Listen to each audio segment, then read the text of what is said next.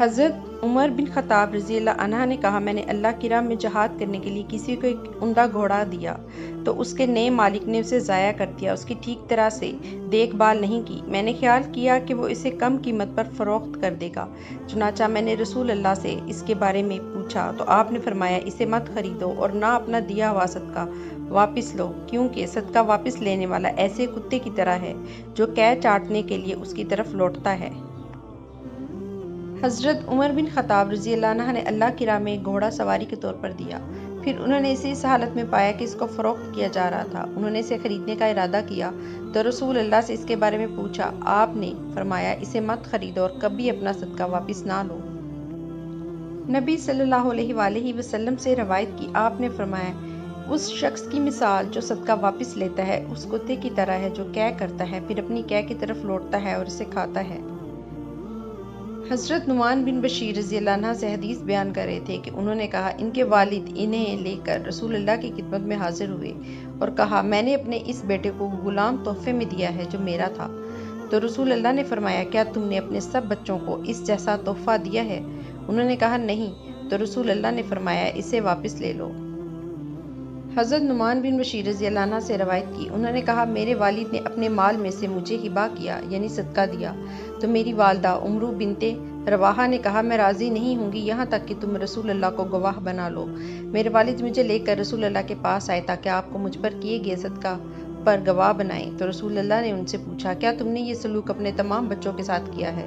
انہوں نے جواب دیا، نہیں۔ آپ صلی اللہ علیہ وآلہ وسلم نے فرمایا، تم سب اللہ سے ڈرو اور اپنے بچوں کے مابین عدل کرو۔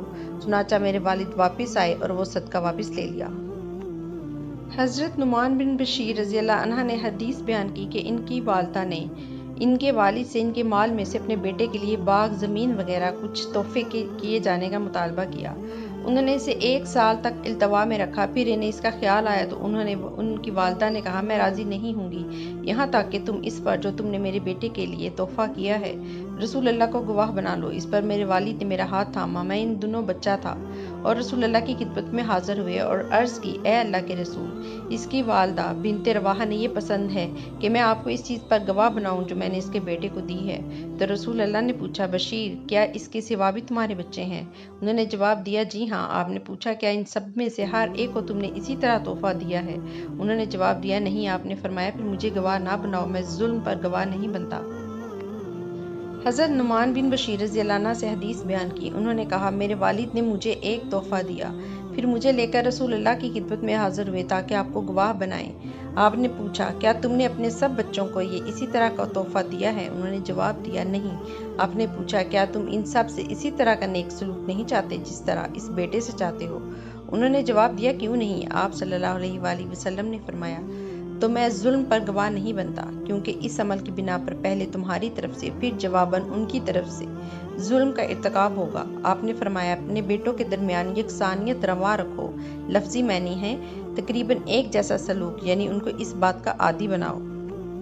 حضرت بشیر رضی اللہ عنہ کی بیوی نے کہا، میرے بیٹے کو اپنا غلام تحفہ کر دے دو اور میرے لیے رسول اللہ کو گواہ بناؤ۔